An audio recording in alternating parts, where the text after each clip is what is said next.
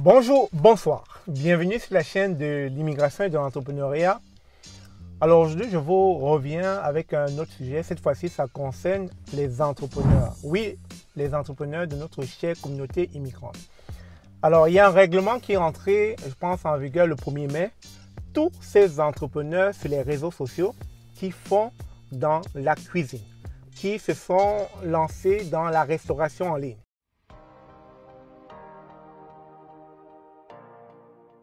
Alors, ce règlement est entré en vigueur le 1er mai 2024.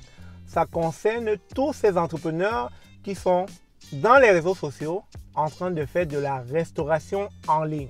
C'est-à-dire toutes ces personnes qui proposent des repas à emporter à travers leur page Facebook, Instagram, TikTok, etc. Alors, vous savez, là où il y a des transactions financières, le gouvernement n'a pas le choix que de mettre ses yeux. C'est un peu comme le cas du cannabis. Vous savez, quand on a légalisé le cannabis, le gouvernement s'est dit, mais non, c'est un business juteux, les gens le font de manière discrète dans le noir. On va mettre nos mains à l'intérieur et on va rendre ça légal. Donc, du coup, ils ont créé des sociétés comme la SDCQ, Société du cannabis du Québec, pour permettre justement aux gens de l'utiliser, mais de manière contrôlée, afin qu'il n'y ait pas de dérapage, mais aussi afin que l'État puisse aller chercher des taxes à l'intérieur de ce business. Alors, chose qui ne me surprend pas, qu'aujourd'hui le gouvernement mette sur pied une règle qui vise à conformer tous ces entrepreneurs qui sont dans les réseaux sociaux en train de vendre de la nourriture. Et c'est normal, avec l'affluence des différents mets repas qu'on voit sur les réseaux sociaux, la vente du héros, des arachides, du coquille, bref, tous les différents, les chips, tous ces repas que vous connaissez, venant des différents entrepreneurs de la communauté immigrante, que ce soit les Marocains, Algériens, Sénégalais, Camerounais, Ivoiriens. À un moment donné, ça a fini par taper à l'œil du législateur. Le législateur s'est rendu compte que, mais, tiens, il y a un bon business qui est en train de se passer sous mon œil et moi, je n'arrive pas à aller chercher des taxes à l'intérieur. Alors, c'est la raison pour laquelle, je ne sais pas si c'est parce qu'il y a eu des mécontents ou des personnes justement comme par exemple l'ASC, c'est-à-dire l'Association des restaurations du Québec, qui se sont rendus compte que c'est une concurrence déloyale parce que eux ils sont conformes, ils ont un permis pour exercer. Ils voient beaucoup d'entrepreneurs dans la restauration qui pullulent dans les réseaux sociaux en train de vendre de la bouffe. Ça, c'est quand même une sorte de concurrence déloyale. Donc, je ne sais pas si c'est venant de toutes ces différentes entités qu'à un moment donné, le gouvernement a dit non, on va arrêter, on va faire cesser ce genre d'activité en ligne. Donc, je peux comprendre que d'un autre côté aussi, la vie de tous ces consommateurs pouvait être en péril. Vous savez, quand vous faites des affaires avec des personnes qui ne sont pas conformes, qui ne sont pas légales, qui n'ont pas le permis d'exercer, si jamais quelque chose vous arrive, prenons un exemple, si vous mangez un repas et que vous avez comme une intoxication alimentaire, ça peut se retourner contre vous parce que vous n'aurez personne vers qui aller vous plaindre. Parce que tout simplement, vous avez fait affaire avec quelqu'un d'anonyme, quelqu'un qu'on ne connaît pas, quelqu'un qu'on ne peut pas aller regarder dans le registre des compagnies du Québec pour dire que cette personne va être imputable. Donc, quelque part, je peux comprendre que le gouvernement s'est dit, on va protéger le consommateur et puis on va aussi protéger des personnes qui ont le permis afin que ce genre d'activité ne puisse pas se faire dans l'illégalité. Donc, c'est la raison pour laquelle le gouvernement pousse tous ces entrepreneurs que nous connaissons tous bien à aller se conformer, aller chercher leur permis de MAPAC.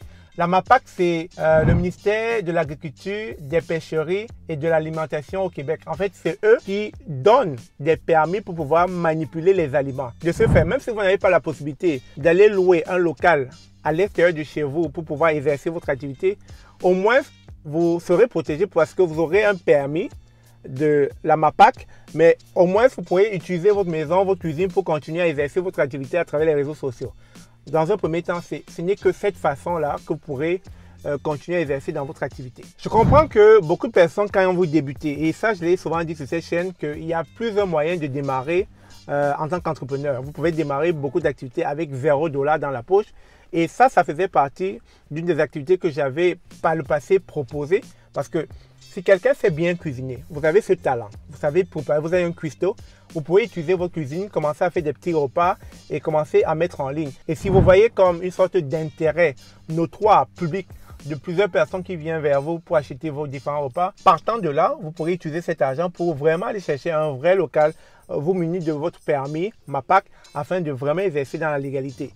Mais malheureusement, ce qui se passe, c'est que beaucoup de personnes commencent cette activité, mais maintiennent, c'est-à-dire se maintiennent dans l'illégalité de cette activité parce qu'ils veulent sauver en termes de coût de permis, parce que quand vous avez le permis, il va falloir peut-être le payer à chaque année.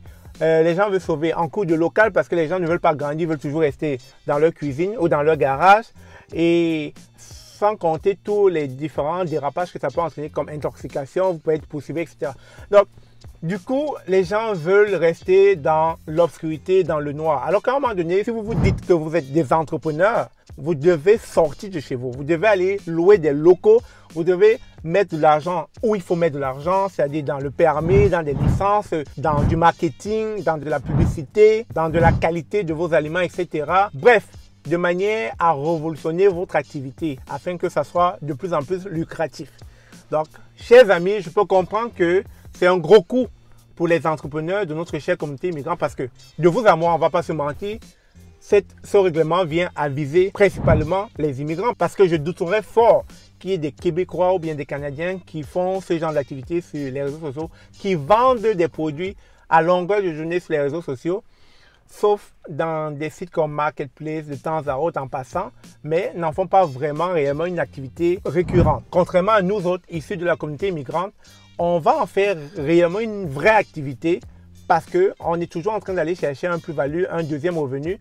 Donc, on aura notre boulot principal. On aura donc ce boulot sur les réseaux sociaux qui sera notre boulot secondaire, mais qui sera récurrent, qui sera fréquent, régulier, parce qu'on est tout le temps en train d'aller chercher un revenu supplémentaire afin de joindre les deux bouts. C'est la raison pour laquelle peut-être face à ce dérapage, face à ces affluences sur les réseaux sociaux, des repas vendus à gauche, à droite, ci et là, le gouvernement a dit stop, on ne veut plus ça. Allez vous munir d'un permis de la MAPAC afin de manipuler les aliments et puis afin d'éviter aussi de faire une concurrence déloyale à des personnes qui sont en règle.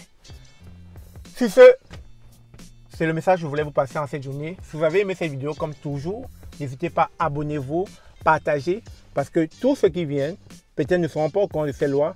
Et on ne sait jamais, vous pouvez être frappé par de sévères amendes. Vous savez qu'on est dans un pays assez capitaliste.